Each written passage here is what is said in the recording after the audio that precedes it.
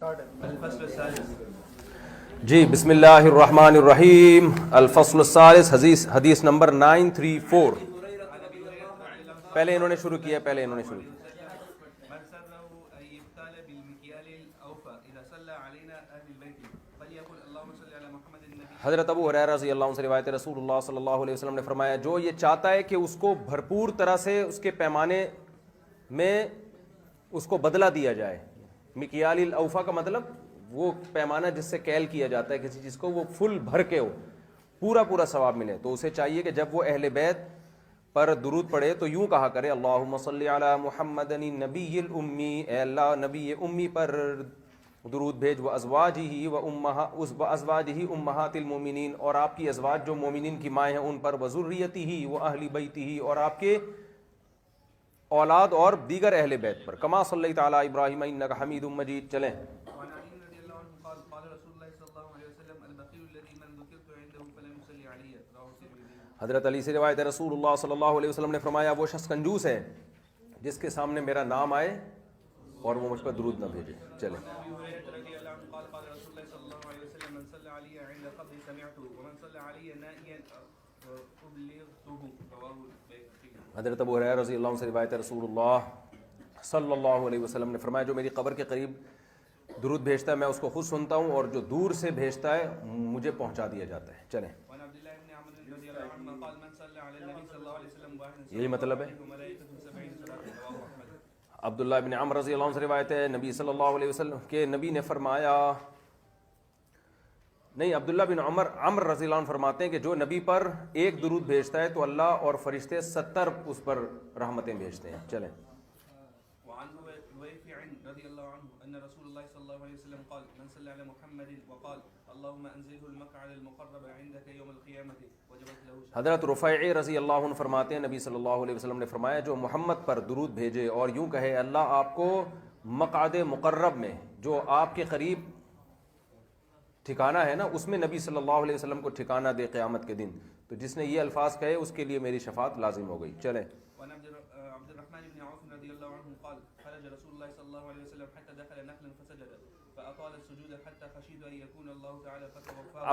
عبد الرحمن ابن عوف فرماتے ہیں رضی اللہ عنہ کہ نبی صلی اللہ علیہ وسلم ایک دفعہ نکلے، کھجور کے باغ میں گئے، آپ نے سجدہ کیا، اتنا لمبا سجدہ کہ مجھے ڈر ہوا کہ کہیں ایسا تو نہیں کہ آپ کی وفات ہو گئی ہے. میں آیا، آپ کو دیکھنے لگا تو آپ نے سر اٹھایا اور فرمایا، کیا دیکھ رہے ہو؟ میں نے عرض کیا کہ یا رسول اللہ، مجھے خوف ہوا کہ کہیں آپ کی وفات تو نہیں ہو گئی. تو آپ نے فرمایا، جبریل میرے پاس آئے اور انہوں نے کہا، کیا میں آپ کو یہ خوشخبری نہ سناؤں کہ اللہ تعالیٰ فرماتے ہیں کہ جو آپ پر ایک دفعہ درود بھیجتا ہے، جو آپ پر درود بھیجے میں بھی اس کے لیے میں بھی اس پر رحمت بھیجتا ہوں، اور جو آپ پر سلام بھیجے میں اس پر سلام کرتا ہوں. چلیں. وعن عمر بن الخطاب رضي الله عنه قال إن الدعاء موقوف بين السماء والأرض لا يصعد منها شيء حتى تصلي على النبي. حضرت عمر بن خطاب رضی اللہ عنہ فرماتے ہیں کہ دعا آسمان اور زمین کے درمیان لٹکی رہتی ہے، اوپر نہیں جاتی جب تک کہ آپ نبی پر درود نہیں بھیجتے. تو دعا میں نبی صلی اللہ علیہ وسلم پر درود بھی بھیجنا چاہیے. چلے بھائی، باب الدعاء فی التشہد. الفصل الأول عن عائشة رضي الله عنها قالت كان رسول الله صلى الله عليه وسلم يدعو في الصلاة يقول. نماز میں نبی یوں دعا مانگتے تھے، اللہم انی اعوذ بک من عذاب القبر واعوذ بک من فتنة المسیح الدجال. مسیح دجال سے، اس کو مسیح کو کہتے ہیں اس لیے کہ ممسوح عینہ، اس کی آنکھ مسح شدہ ہوگی، جیسے کسی نے ہاتھ پھیر کے صاف کر دی ہو نا، کانا ہوگا نا، کانا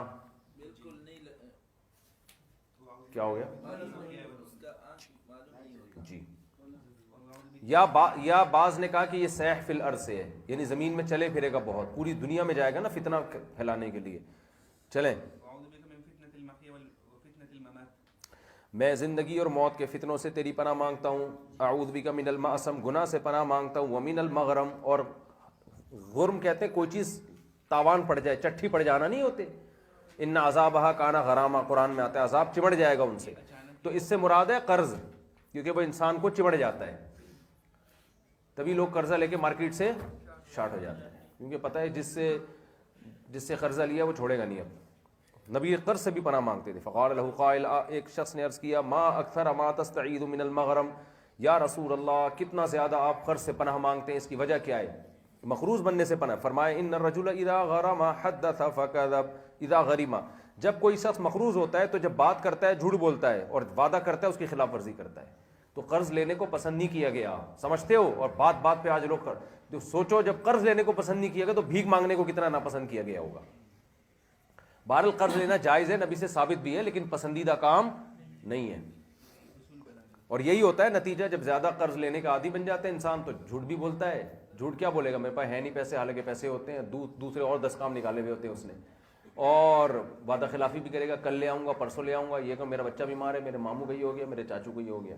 چلیں.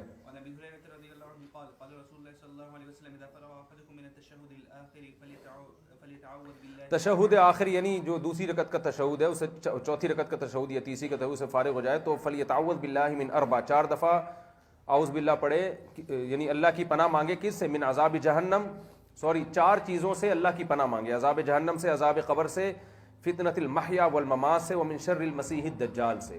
تو یہ تشہد کے بعد ہم تو رب اجعلنی مقیم الصلاۃ اکثر پڑھتے ہیں نا, تو یہ دعا بھی پڑھنی چاہیے, کبھی یہ پڑھ لیں کبھی وہ پڑھ لیں. یوں دعا مانگے, اللہم انی اعوذ بک من عذاب جہنم ومن عذاب القبر ومن فتنۃ المحیا والممات ومن شر المسیح الدجال. یہ دعا پڑھنی چاہیے درود کے بعد تشہد میں. چلے. کیا؟ زندگی اور موت کا فتنہ, زندگی میں بھی فتنے ہوتے ہیں, موت کے وقت بھی فتنے ہوتے ہیں, تو دونوں سے پناہ مانگنی چاہیے. فتنے میں سب چیزیں آتی ہیں, موت کی تکلیف ہے, موت کے وقت ایمان کا سلب ہو جانا, موت کے وقت ناجائز وصیت کر دینا, یہ سب چیزیں داخل ہیں.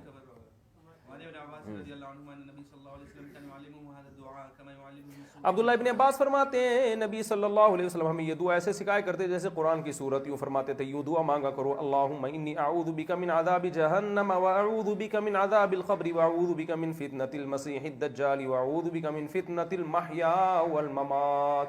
رواہ مسلم. روایت کیا اس کو ایک مسلمان نے. چلو, ایک سے مناظرہ ہو رہا تھا کسی کا, مولانا امین اکاڑوی صاحب نے لکھا ہے, تو وہ غیر مقلد تھا لیکن فارغ تھا بالکل, تو اس نے حدیث پڑھی, رواہ مسلم کا ترجمہ کر رہے, روایت کیا اس کو ایک مسلمان نے. چلیں.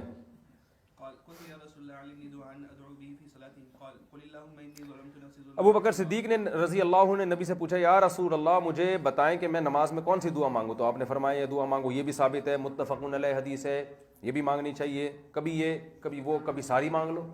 اللہم انی ظلمت نفسی ظلما کثیرا ولا یغفر الذنوب الا انت. اے اللہ میں نے بہت اپنی جان پہ ظلم کیا, تیرے سوا گناہ کو کوئی معاف نہیں کر سکتا. فاغفر لی مغفرۃ من عندک وارحمنی, اپنی طرف سے معاف کر دے اور مجھ پر رحم کر, انک انت الغفور الرحیم.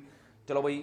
وعن عامر بن سعد عن ابيه رضي الله عنه قال كنت ارى رسول الله صلى الله عليه وسلم يسلم عن يمينه وعن يساره حتى ارى بياض خده. رواه مسلم. حضرت عامر بن سعد فرماتے ہیں, اپنے والد سے روایت کرتے ہیں, میں نبی صلی اللہ علیہ وسلم کو دیکھتا تھا نماز میں دائیں اور بائیں طرف سلام پھرتے تھے, یہاں تک کہ آپ کے رخسار کی سفیدی نظر آتی تھی. مکمل ایسے سلام پھرنا چاہیے کہ مقتدیوں کو رخسار کی سفیدی نظر آئے, سمجھتے ہو. وعن سمرة بن جندب رضي الله عنه قال كان رسول الله صلى الله عليه وسلم اذا صلى صلاة اقبل علينا بوجهه. سمورہ ابن جندب فرماتے ہیں نبی صلی اللہ علیہ وسلم جب نماز پڑھتے تو ہماری طرف رخ کر کے بیٹھتے. آپ کا معمول تھا نماز کے بعد مقتدیوں کی طرف رخ کر کے بیٹھنا. چل. حضرت انس فرماتے ہیں نبی دائیں طرف سے رخ پھیرتے تھے جب نمازیوں کی طرف رخ کرتے. احناف کے ہاں اس سے فجر اور عصر کی نماز مراد ہے, کیونکہ دوسری احادیث میں ثابت ہوتا ہے کہ نبی اللہم انت السلام کے بقدر بیٹھ کر فوراً کھڑے ہو جایا کرتے تھے, سمجھتے ہو. تو اس سے پتہ چلتا ہے جن نمازوں کے بعد سنت موقد ہے اس میں نہیں ایسا ہوگا, اور جن میں سنت نہیں ہے اس میں ایسا ہوگا. چلیں. اور بعض علماء کہتے ہیں نہیں 5 نمازوں میں ہوگا. چلیں. عبداللہ بن مسعود فرماتے ہیں تم میں سے کوئی شخص شیطان کے لیے نماز میں حصہ نہ بنائے. اور کیسے حصہ نہ بنائے, یہ سمجھے کہ اس پر لازم ہے کہ وہ دائیں طرف سے ہی رخ پھیرے گا, کیونکہ میں نے نبی کو بہت دفعہ بائیں طرف سے بھی دیکھا ہے رخ پھیرتے ہوئے. متفق علیہ حدیث. عبداللہ بن مسعود چونکہ بہت بڑے فقیہ تھے نا, تو انہوں نے نبی صلی اللہ علیہ وسلم کی ایک ایک حرکت کو نوٹ کیا ہے, ایک ایک حرکت کو. تو اس میں وہ کہہ رہے ہیں کہ ہمیشہ دائیں طرف سے نہیں بلکہ کبھی کبھار بائیں طرف سے بھی. تو کیا مطلب, شیطان کو موقع نہ دو, کیا مطلب, ایک چیز لازم نہیں ہے تو اس کو لازم نہ سمجھو, تو یہ گویا شیطان ایک بدعت کا موقع ملے گا نا, تو امام دائیں طرف سے بھی پھر سکتا ہے اور کبھی موقع ہو تو چلو لیفٹ سائڈ چھوڑ جائے, کیونکہ صوفی لوگ اس کو بہت مسلط کر لیتے ہیں, ادھر سے کیوں گھوما بھائی, کہیں سے بھی گھوم جائے. زیادہ تر تو یہی معمول تھا نبی کا, دائیں طرف سے جب اٹھتے تھے تو دائیں طرف سے رخ کر کے مقتدیوں کی طرف بیٹھتے تھے. چلو بھائی.